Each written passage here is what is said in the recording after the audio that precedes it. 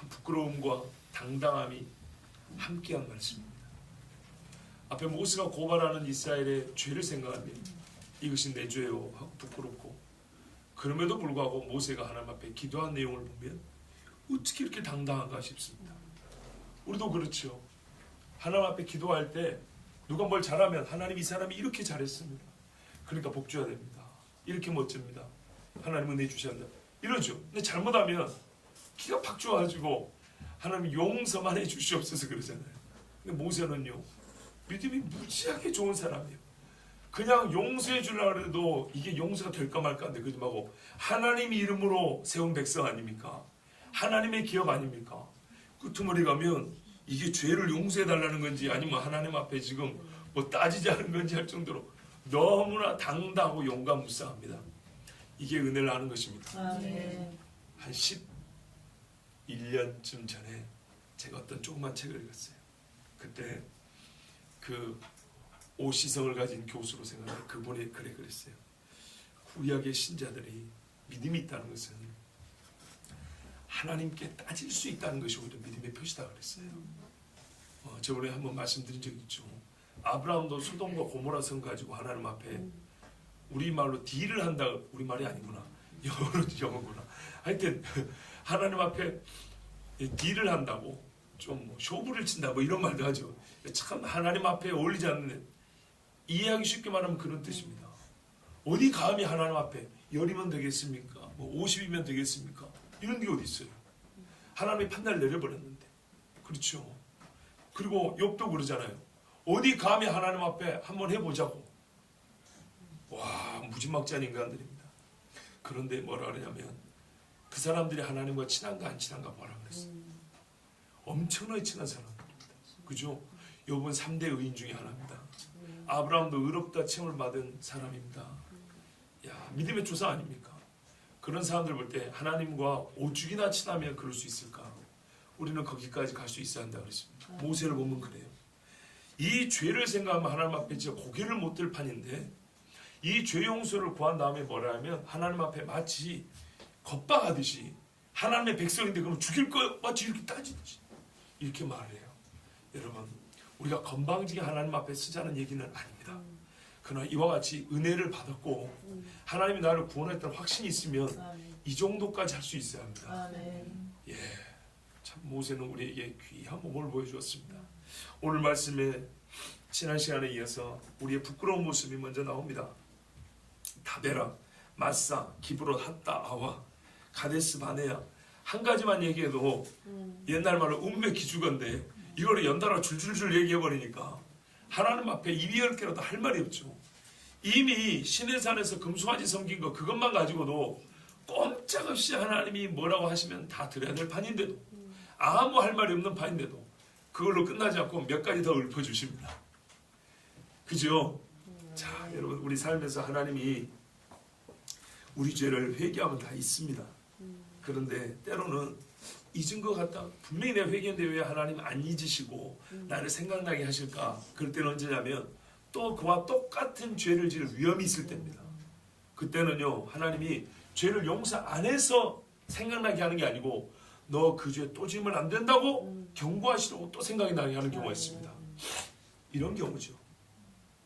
여러분, 장소를 말해줬습니다. 다베라, 마사, 기브롯, 핫다와. 이 공통점이 뭐냐면 본래는 이 땅들은 그냥 광야의 어느 한 지역일 뿐입니다. 그런데 이스라엘이 머물면서 어떤 사건을 벌임으로 인하여 지명이 붙여진 동네입니다. 그렇죠. 우리가 그걸 아셔야 합니다. 본래는 이름이 없었거나 그다지 특별한 이름이 붙여지지 않았던 지역이 한 사람으로 말미암아, 여러분, 중요한 건 사람입니다.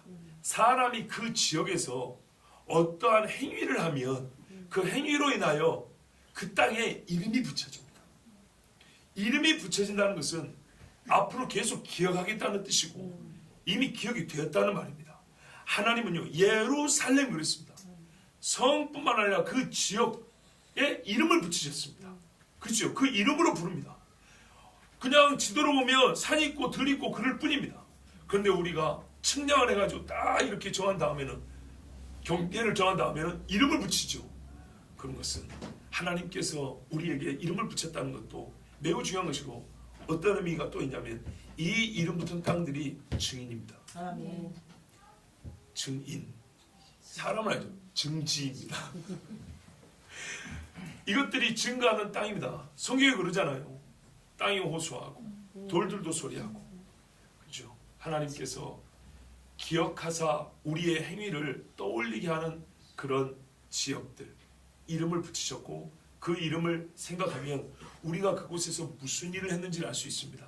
여러분, 그러므로 내가 서 있는 이곳에서 내가 지금 무슨 일을 하고 있는가를 항상 기억하십시오. 내가 있는 곳에서 예배를 하면 나로 말미암아 이 지역은 예배와 관련된 지명이 붙을 것이고, 아멘. 내가 범죄하면 그곳은 내 행위로 말미암아 더러운 이름이 붙여질 것입니다.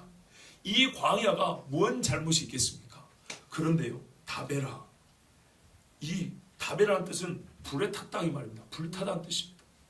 우리가 잘 알다시피 민수기 11장에 보면 백성이 원망했다 그랬습니다. 하나님께 원망했다. 그랬더니 여호와의 불이 나와 진끝부터 사르기 시작했다 그랬습니다. 누가 불을 지르냐?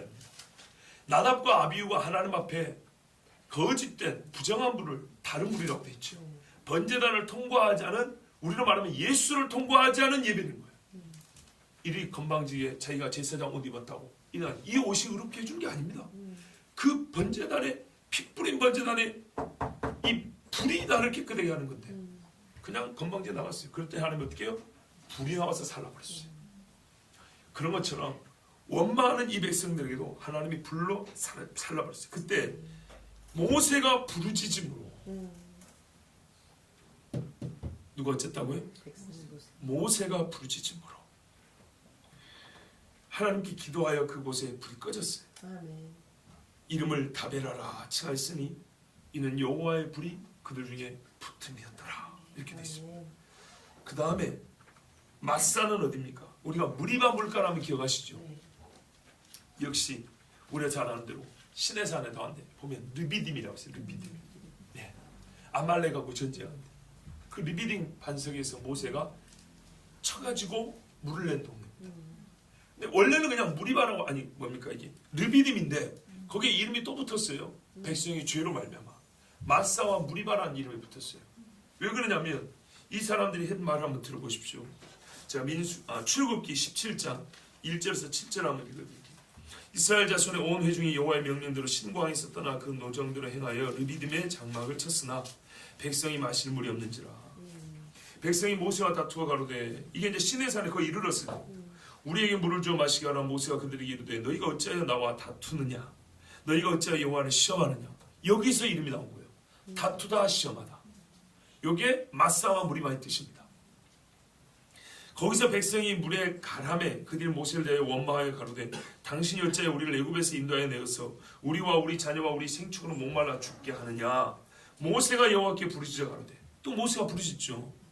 내가 이 백성에게 어떻게 하리이까? 그들이 얼마 아니면 내게 돌질하겠나이다. 여호와께서 모세에게 이르시되, 백성 앞을 지나가서 이스라엘 장로들을 데리고 하수를 치던 내 지팡이를 손에 잡고 가라. 내가 거기서 호렙산 반석 위에 너를 대하여 서리니.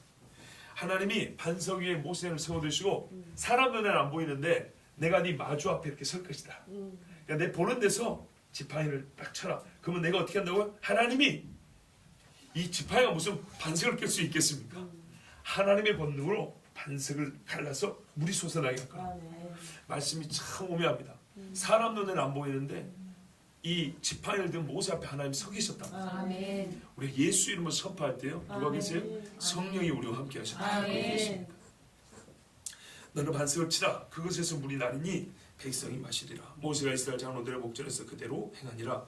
그가 그곳 이름을 마사라 또는 무리바라 불렀으니 이때로부터 이름이 붙여졌는데, 이는 이스라엘 자손이 다투었으며 또는 그들이 여호와를 시험하여 이르기를.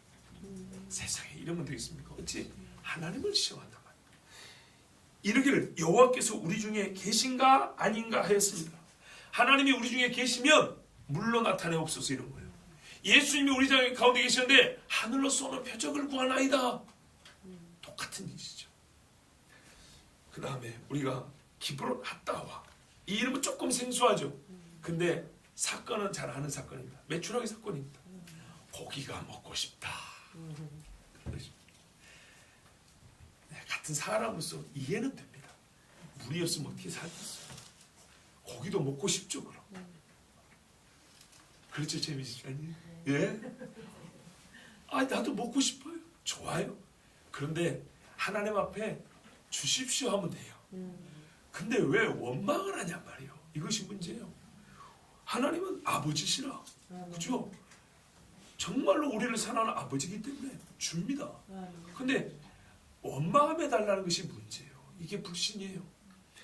자, 우리가 잘 아는 민수기 11장 역시 나와 있는데 31절에서 34절 한번 읽어드리겠습니다. 바람이 여호와에게로서 나와. 참 이 말씀도 너무 멋진 거예요. 아까는 여호와의 불이 나왔대요. 반석에 여호와가 같이 서 계셨대요. 바람이 여호와에게서 나왔대요. 이게 이거는 자연적으로 해석할 수 있는 것들이 아니라는 얘기예요. 바람이 여호와에게로서 나와 바다에서부터 메추라기를 몰아 진곁 이편 저편 곧 진 사방으로. 이게 진이 이 장정과 유심하니까 얼마나 넓겠습니까? 한쪽이 몰아졌으면 엄청난 싸움이 났을 거예요. 근데 이편 저편을 골고루 주셨대요. 하나님의 먹을 양식이 골고루 이렇게 퍼져 주어집니다. 하룻길, 각기 하룻길 되는 지면이 하루를 걸으면 몇십 킬로죠? 평균 한 30킬로 잡죠.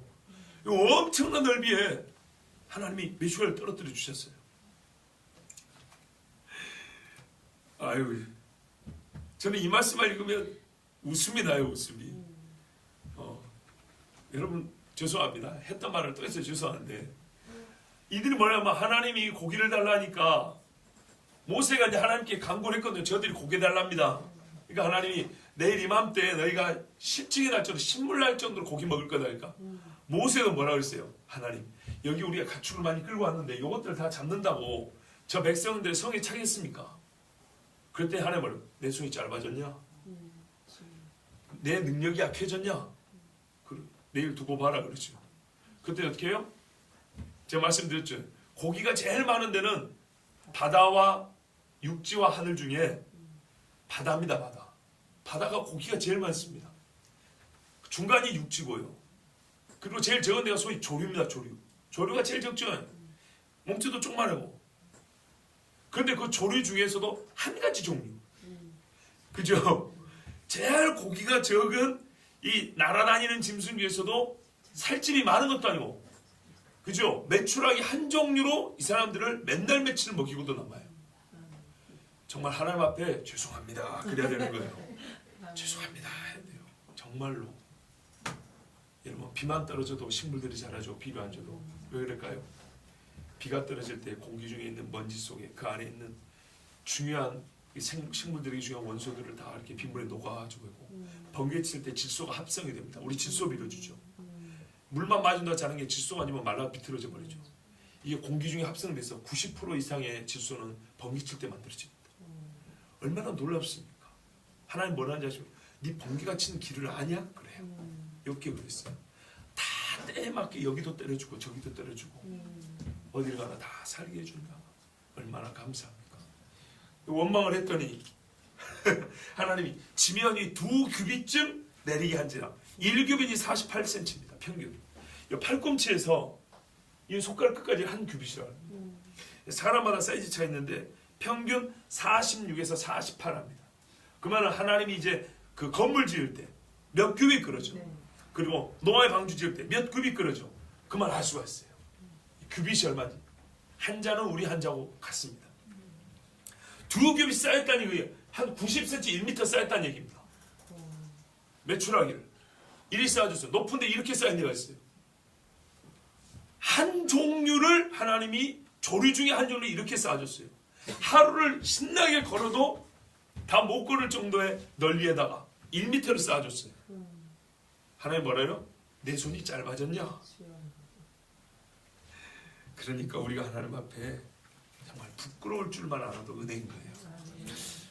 백성이 일어나 종일 종야와 그 이튿날 종일토록 메추라기를 모으니 보세요. 이틀 동안 모았대요. 1인당 이틀 모으면 얼마나 많이 모을 수 있겠어요. 적게 모은 자도 10호멜이라. 호멜 단위는 제가 잘 모르겠습니다. 한번 찾아보십시오. 하여튼 엄청나게 모았다는 겁니다. 요즘 말로 하면 뭐 냉장고 몇 개를 채웠을 겁니다. 그들이 자기를 위하여 진 사회에 펴두었더라. 이제 이거 잡아가지고 내장 따고 말려뒀다는 얘기죠. 그렇죠? 고기가 아직 이 사이에 있어 씹히기 전에 안타깝습니다. 여호와께서 백성에 대하여 진노하사 심히 큰 재앙으로 치셨으므로 그곳 이름을 기브롯 핫다 아와라 칭하였으니 탐욕을 낸 백성을 거기 장사하였더라. 기브롯 핫다와는 묘지 이름입니다. 왜 묘지가 되었습니까? 탐욕 때문에. 기브롯 핫다와의 이름의 뜻이 뭐냐면 탐욕의 무덤입니다.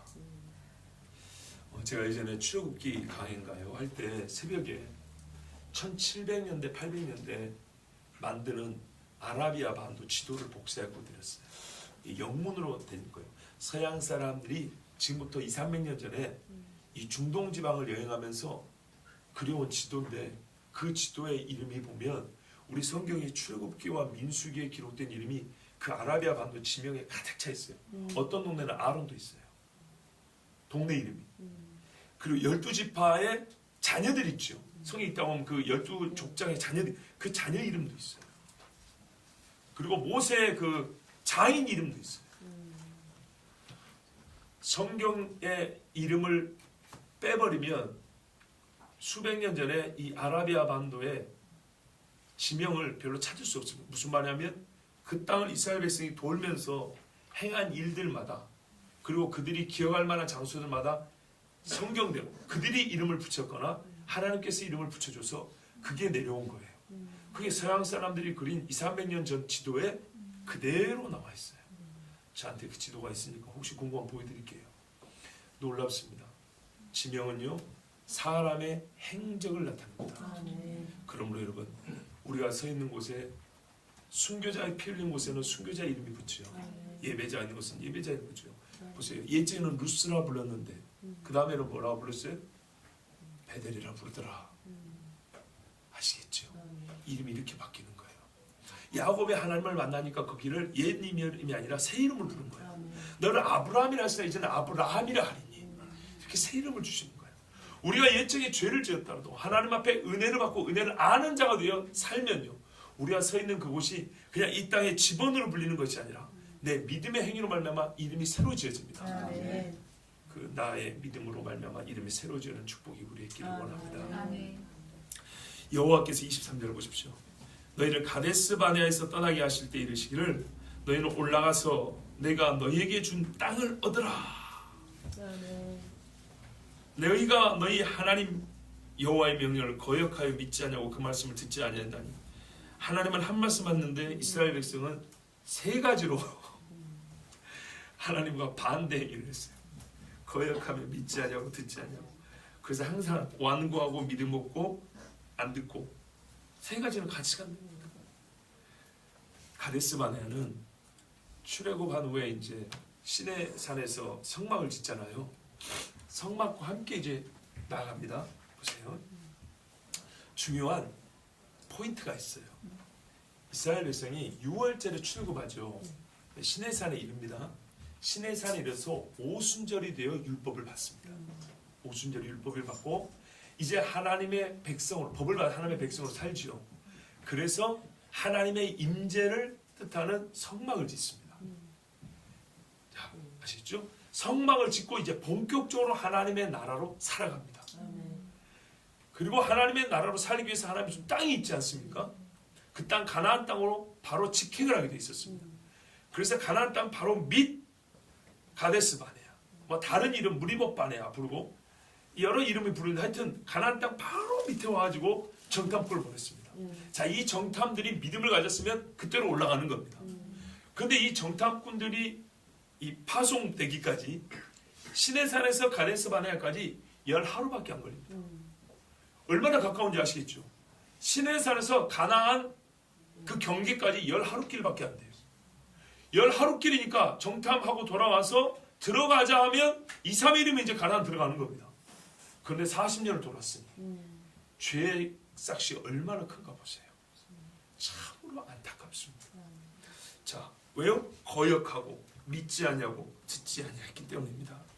그래서 하나님이 이렇게 말씀합니다. 민수기 14장 11절 12절에 여호와께서 모세에게 이르시되 이 백성이 어느 때까지 나를 멸시하겠느냐.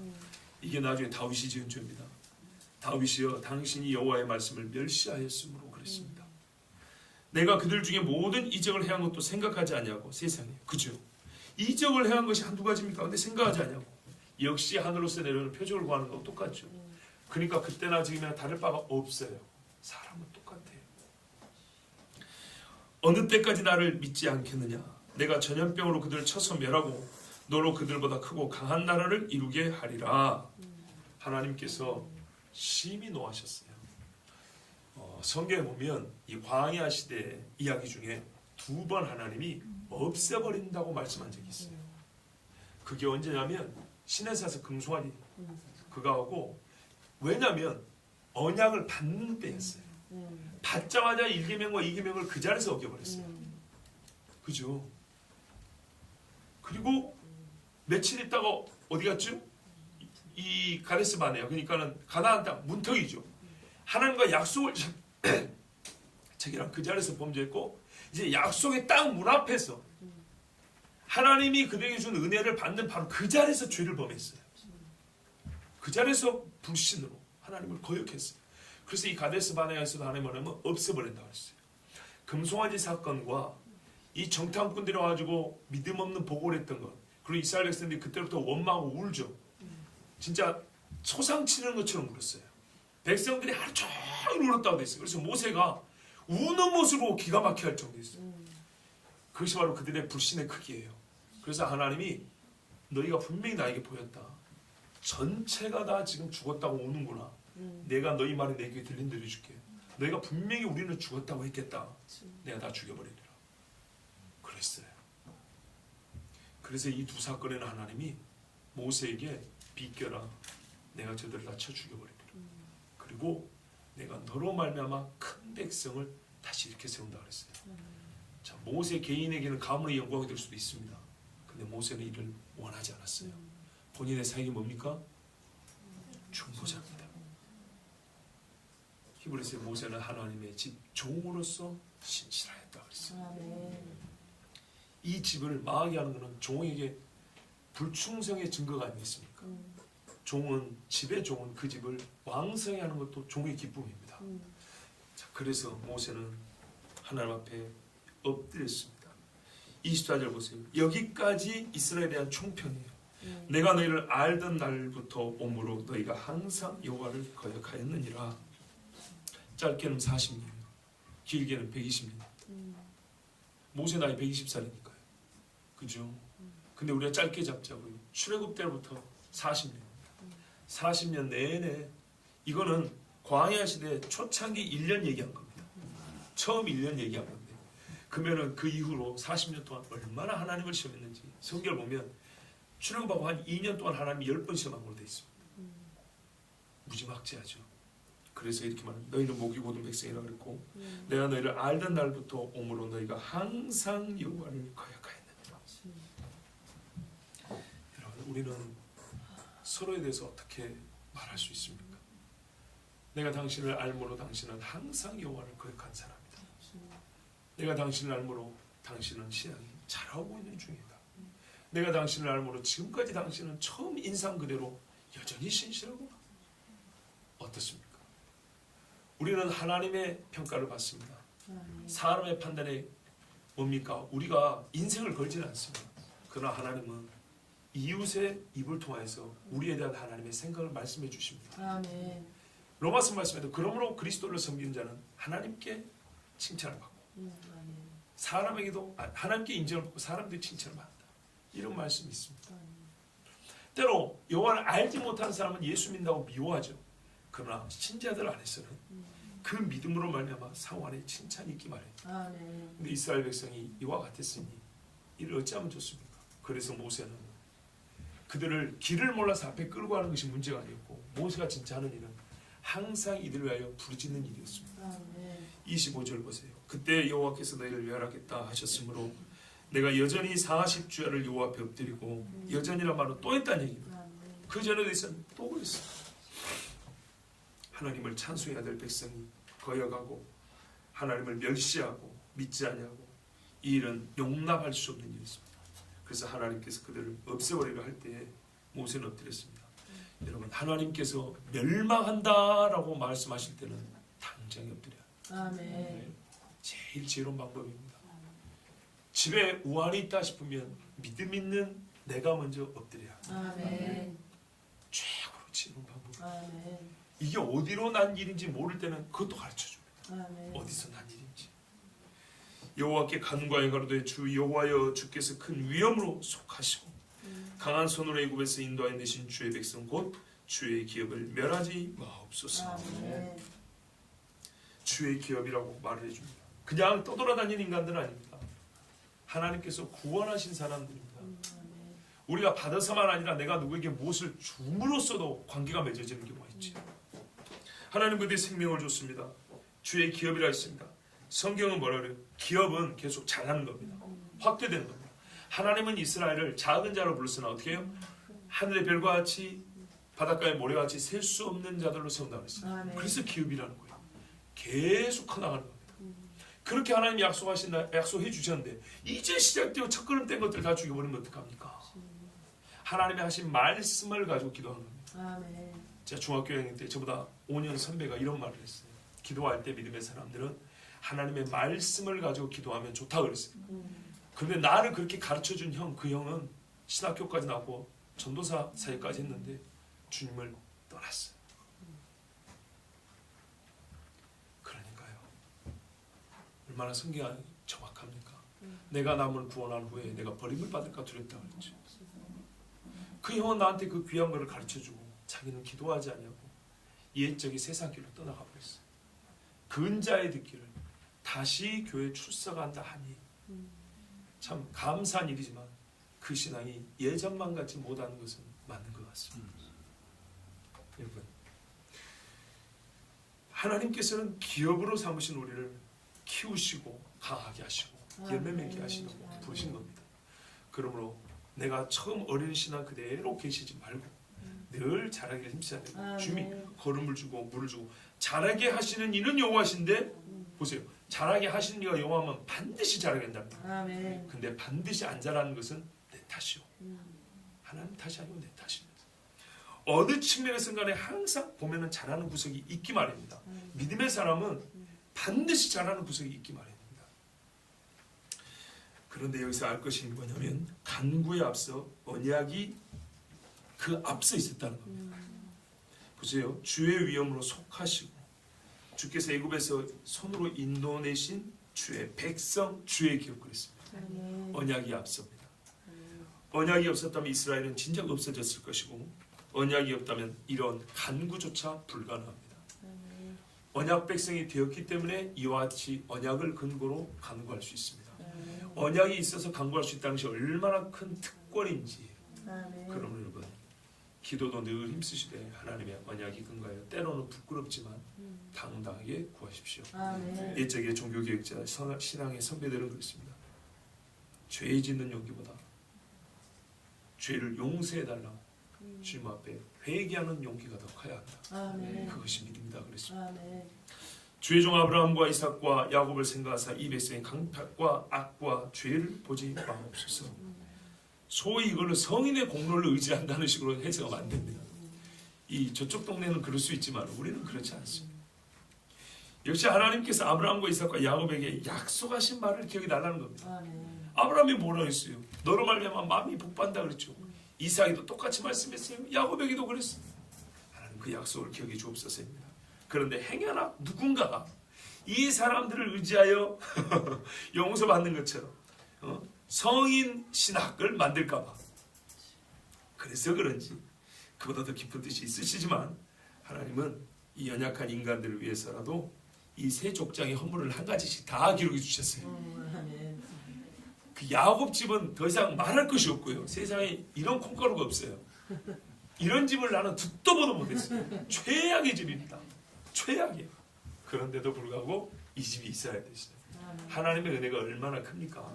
정말 얼마나 아브라함요? 어떤 사람인지 아시죠? 참 이 어른한테 이런 표현 써서 참 인간적으로 죄송한데 자기 부인 팔아갖고 부자 된 사람입니다.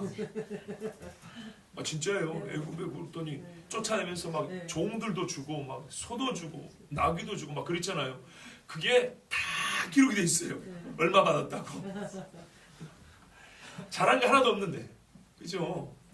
하나님이 아브라함을 얼마나 사랑해요. 그래서 때로는 하나님이 너무 한 사람만 많이 사랑하시는 거 아닌가? 그럴 때가 있는데, 원래는 사랑 못 받아야 정상인 우리가 사랑 받으면 그냥 감사하면 됩니다. 예. 이삭도 그렇습니다. 못된 것만 닮아가지고 그렇죠. 근데 이삭은 하나 또 잘못한 게 있어요. 언약의 계보를 바꾸려고 그랬어요. 이거는 진짜 큰 잘못이고 죄입니다. 족보를 바꿔버리려고 그랬다고요. 그죠? 나중에 이삭 깨닫죠. 하나님의 은혜로 깨닫습니다. 그런데 어떻게 해요? 살며시 하나님께 말 안 했어요. 자기가 그냥 살짝 바꿔보려고 했거든요. 하나님께 말 안 하고 애서 불러다 축복해보려고 했거든요. 네가 나를 속이려고 그래? 감히? 하나님 어떻게 해요? 자기 아들한테 속임을 당하게 됐어요. 그래가지고 하나님 뜻대로 야곱을 축복하게 됩니다. 그때 깨닫습니다. 바로 이 깨닫는 게 믿음이라는 거예요. 그 이후에 이삭은 장수합니다. 많이 오래 살아서 야곱이 하나님의 언약의 계보로 형성이 되어가는 것, 자라가는 것을 보게 됩니다. 그 다음에 야곱은 더 이상 할 말이 없습니다. 어찌 그리 인간인지. 네, 하나님께서 너무나 큰 복을 주셔서 자기 정욕과 꾀로난 이 변화되지 못한 속사람을 하나님께서 참으로 아름답게 진짜 믿음의 삶을 바꾸셨습니다. 그래서 그로 하여금 하나님이 얼마나 크게 해주셨냐면 당대 세계에서 가장 크다는 바로를 축복하게 하셨습니다. 하나님 앞에 끼어지고 하나님의 두 군대를 보게 되면 어떻게 돼요? 세상의 강한 자, 왕들과 친구가 된다는 것입니다. 자, 주께서 우리를 인도하여 내신 그 땅 백성이 말하기를 여호와께서 그들에게 허락하신 땅으로 그들을 인도하여 드릴 능력도 없고 그들을 미워도 하사 하나님의 능력과 하나님의 속성에 대하여 사람들이 허탄한 생각을 할까 두렵습니다. 광야에서 죽이려고 인도하여 내셨다 할까 두려워하나이다. 우리가 일찍이 들은 대로 하나님의 의가 중요합니다. 시편에 보면 여호와께서 자기 이름을 위하여 나를 사망의 음침한 골짜기에서 인도하신다 그랬습니다. 세상에 가장 옳은 것은 사람에서 옳은 것이 최고로 옳다 하더라도 여호와의 의에 견줄 수가 없습니다. 하나님께서 자기 이름과 자기 의를 위하여 행하신 일이 가장 옳고 선하며 복됩니다. 모세는 그래서 이렇게 말합니다. 나는 하나님에 대한 판단이 잘못될까 두렵습니다. 만일 우리가 구하는 바가 인간의 무엇이라면 그 가치 없음으로 인하여 실상 받을 응답이 없을 것이고 받는다 하더라도 그 시간과 범위의 한계는 명백할 겁니다. 그런데 하나님을 위하여 기도 응답이 주어질 때, 내려질 때는 우리 인간의 상상을 초월하는 엄청난 스케일과 강력함으로 그 기도 응답이 임합니다. 모세는 당시 현존하는 인류가 실제 경험으로 알고 있는 여호와의 살아계심과 그 능력의 크심을 가장 크게 깊이 기억하고 있는 자들의 기억을 보존하여 달라고 구한 것입니다. 본문의 말씀을 제가 다른 표현을 해본 겁니다. 하나님이 애굽에서 행한 일을 당대 사람들이 다 알고 있어요. 실제 경험한 일입니다. 근데 이 경험을 누가 갖고 있냐면 요즘으로 말하면 미국 사람이 경험을 갖고 있다고 생각을 해보세요. 다른 나라 사람들이 다 인정하겠죠. 애굽이 이 경험을 갖고 있고 여전히 기억하고 있어요. 그런데 만약 여기서 하나님이 광야에서 이스라엘 다 죽여버리면 이 기억이 바뀌어버려요. 애굽 사람들이 갖고 있는 하나님에 대한 판단과 하나님이 행하신 일의 의미의 해석과 기억이 바뀌어버리거나 상실되어버려요. 이런 일이 없기를 원합니다. 또 하나 생각이 납니다. 출애굽기 강의할 때 봤던 건데요. 홍해를 가르고 이스라엘 백성이 넘었을 때 라합이 뭐라 그럽니까?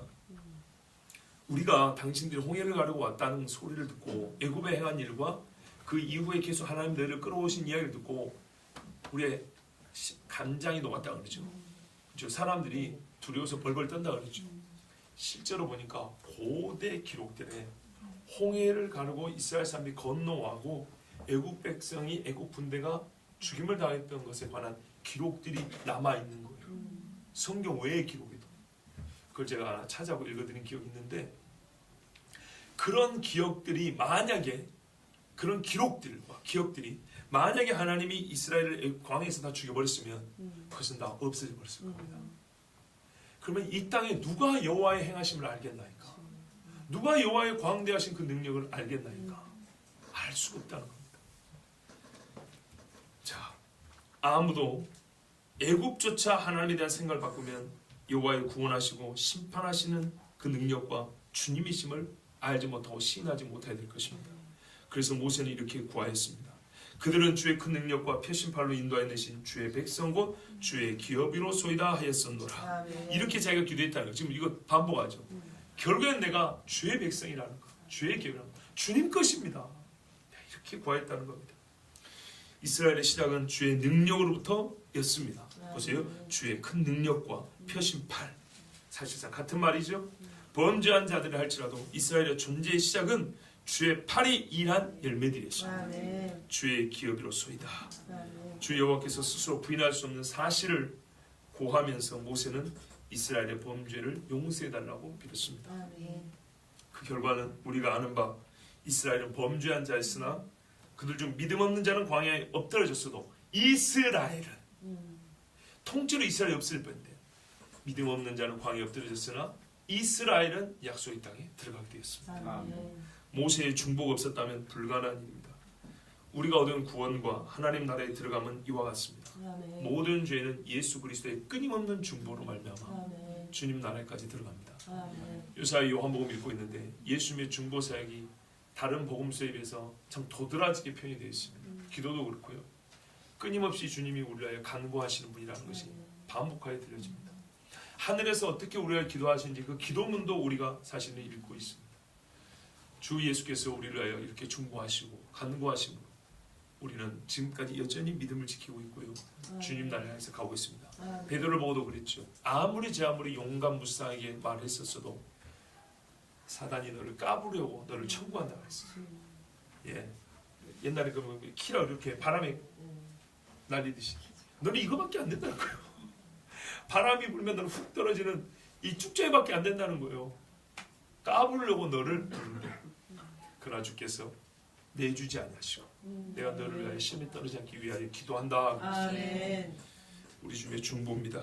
아멘. 어리석은 백성은 자주 이 사실을 읽고 그 귀함을 폄하하나 지혜로운 백성은 자기 죄악을 돌이켜 생각하며 스스로 주의하며 그리스도 예수의 대속 죽음을 가슴에 새기고 영혼의 감사로 주의 나라 곧 약속의 땅을 향해서 걷습니다. 이 말씀을 읽으면서 조선어 성경의 한 구절이 생각이 났습니다. 같은 성경인데 북한 사람들이 읽으라고 번역을 해놓은, 북한에서 번역. 그러다 보니까 번역이 조금 좀 부족하다 하는 부분이 있긴 있습니다만은 어떤 부분은 우리 일상 언어가 이렇게 그냥 아주 그냥 즉시로 이렇게 와닿는 부분들이 있습니다.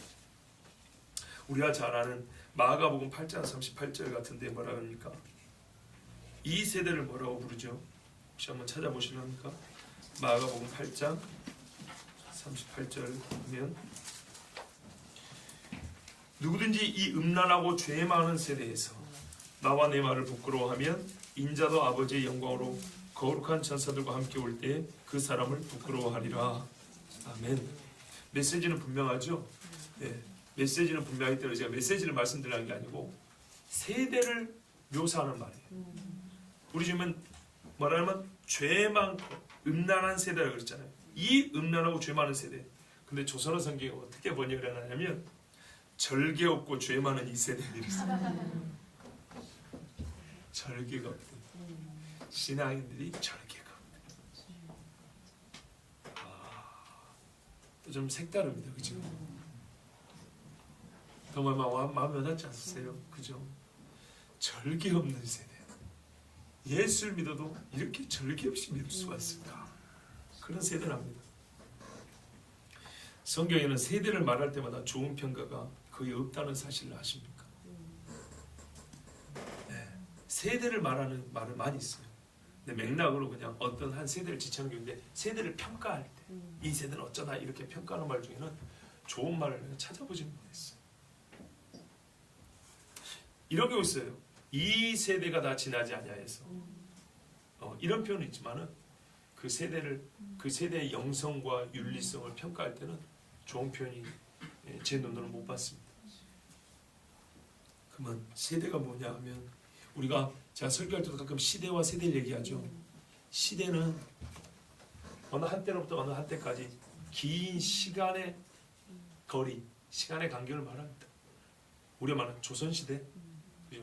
역사적으로 나누는 세대는요, 예, 이런 시간적 개념이긴 한데 시간의 중점을 본 게 아니라 사람에게 중점을 봅니다. 사람을 중심으로 나누는 겁니다.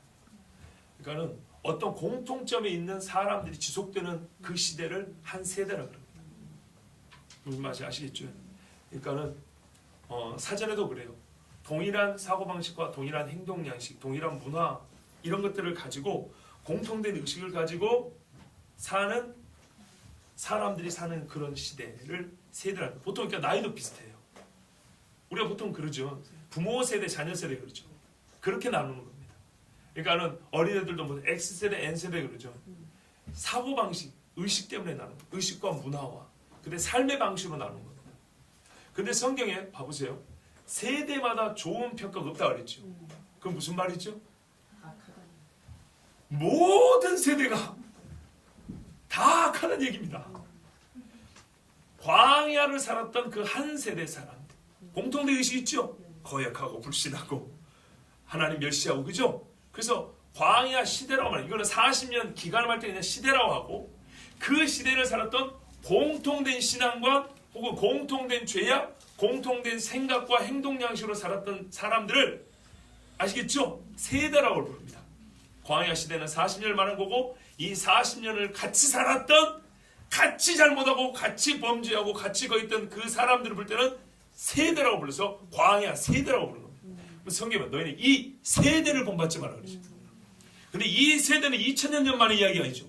지금도 마찬가지죠. 그럼 무슨 말인가? 결국에는 인간이 존재함으로부터 주님 다시 오실 때까지 모든 세대 자기들끼리는 뭐 X세대니 N세대니 Z세대 나누고 별짓을 다 해도 하나님 보시기에는 각 세대가 모양이 조금씩 다를 뿐이지 항상 죄악되고 절개 없고 믿음 없고 그런 말입니다. 전 세대가 잘못했다는 전 세대가. 그러니까 모세가 그러잖아요. 내가 너희를 알아옴으로부터 지금까지 항상 거여가였느니라. 그러면 그 전 세대도 지금 이 광야 2세대도 이제 이해가 딱 되죠. 세대란 말이 이제 이해되죠. 광야 2세대도 범죄하여 바알볼에서 미디안 여자들하고 그러고 그죠? 그리고 어떻게 해요? 여호수아 시대에 여호수아 같은 동세대 그 시대를 살았던 같은 깨어있는 여리고를 무너뜨렸던 그 신앙을 가진 그 세대 사람들이 죽고 그 다음 세대는 또 옛적으로 돌아와 버리고 그러니까 실제로 보면은 하나님께 칭찬을 했던 세대는 그리 많잖아요. 다윗 때 잠깐 그죠? 솔로몬 때 잠깐 그리고 저기 히스기야 요시야 때 잠깐 요랬을 뿐이에요. 전반적으로 보면 인간들은 세대가 다 악했어요. 그래서 성경에 역사는 분명히 시대는 다른데 각 세대별로 전부 다 하나님이 패역하다 악하다 이렇게 판단을 내렸기 때문에 실제로는 인류가 있음으로부터 항상 인간은 하나님 앞에 패역하고 범죄하다 그 말입니다. 그래서 로마서에는 통으로 그냥 너희는 항상 이 세대를 본받으면 안 돼. 이 세상 사람들을 본받지 말라 이렇게 말씀한 겁니다. 여러분 시편 14편 1절에서 5절 말씀을 읽어드리겠습니다. 우리는 이 절개 없고 죄 많은 세대 즉 광야 세대와 같이 되지 않게 하여 어때야 되느냐. 성경에 보면 많은 모범적 사례가 있지만은 이 모범된 사람들의 공통점을 하나 읽어드리겠습니다. 어리석은 자는 그의 마음에 이르기를 하나님이 없다 하는도다. 그들은 부패하고 그 행실이 가증하니 선을 행하는 자가 없도다. 여호와께서 하늘에서 인생을 굽어 살피사 지각이 있어 하나님을 찾는 자가 있는가 보려 하신즉 다 치우쳐 함께 더러운 자가 되고 선을 행하는 자가 없으니 하나도 없도다. 로마서 읽는 것 같죠. 그러니까요. 옛날에 루터가 그랬다니까요. 시편으로 로마서를 해서 로마서로 시편을 비춰봤다 그랬다. 하나도 없도다. 선을 행하는 자가 없으니 하나도 없도다. 죄악을 행하는 자는 다 무지하냐? 그들이 떡 먹듯이 내 백성을 먹으면서 여호와를 부르지 아니하는도다. 그러나 거기서 그들은 두려워하였으니 하나님이 의인의 세대에 계심이로다. 아멘. 제가 원문을 깊이 보지 않았지만 두 가지로 해석할 수 있을 것 같습니다. 이 악인들이 하나님을 두려워한 것은 자기들이 죄를 짓고 악을 행했죠. 근데 하나님이 우리와 함께하지 않는 거예요. 나하고 다른 의인들에게만 계시는 거예요. 아멘. 그래서 악인들이 그거를 알고 두려워했던 거예요. 하나님이 없다고 했는데 실상은 하나님이 계신 거예요.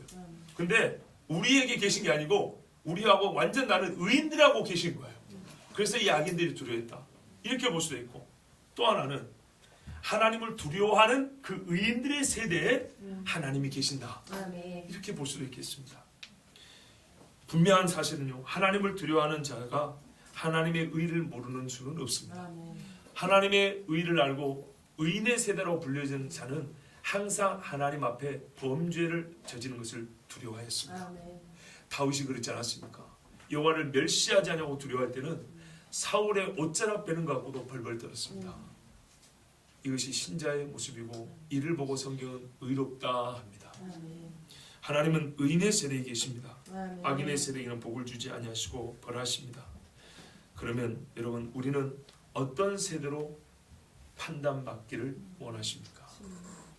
우리가 처음 말씀 읽을 때 그렇죠. 이름 없는 땅이 이름이 붙여지는 경우는 사람의 행사와 행적으로 말미암아 붙여지는 것인데, 마사와 무리바와 기브롯 핫다와 이런 이름은 이스라엘의 죄로 말미암아 붙여진 이름이에요. 그래서 그 땅들은 증인과 같은 증지가 되었다고 그랬습니다. 지워지지 않는 이름입니다. 그러면 우리가 서 있는 곳은 하나님 앞에 어떤 이름으로 기억되어야 할까 할 때 예배하는 자로 서 있자, 아멘. 선한 자로 서 있자, 하나님의 뜻을 이루는 자로 서 있자 그랬습니다. 아멘. 동시에 이 사람들은 패역한 세대가 아니고 절개없고 악한 세대가 아니라 의인의 세대로 하나님 앞에 불려질 것인데, 아멘. 이 사람들은 여호와를 멸시하지 아니하고 두려워하는 자들입니다. 아멘. 우리가 하나님을 두려워하며 예배하고 우리가 하나님을 경외하며 하나님의 말씀을 순종하는 그 자리는 마사와 무리바와 같지 않냐고 예루살렘이나 베델이나 마하나임이나 이와 같이 하나님의 구원의 역사로 이름이 붙여질 것이고 아멘. 순종의 이름으로 이름이 붙여질 것입니다. 아멘. 곧 의인의 세대 하나님을 찾고 있습니다. 아멘. 1995년도에 여의도 광장에서 모 선교단이 2박 3일 동안 끊임없이 찬양하고 기도하고 집회를 할 때 그 무대 뒤에는 큰 글씨로 신부의 세대를 준비하라는 말씀이 써 있었습니다. 거룩하고 생겨난 신부의 세대를 준비한다.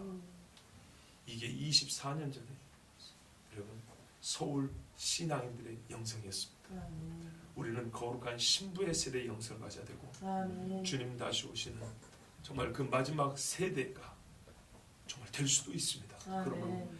마지막 세대, 이 세대를 본받지 않냐고 정말 주의 이름으로만 살고 주의 이름을 영화롭게 하는 지명을 붙일 수 있는, 내가 아멘. 속옷을 그렇게 바꾸는 정말 거룩한 믿음의 세대로 서 있기를 축복합니다. 아멘. 우리 시간에 함께 기도합니다.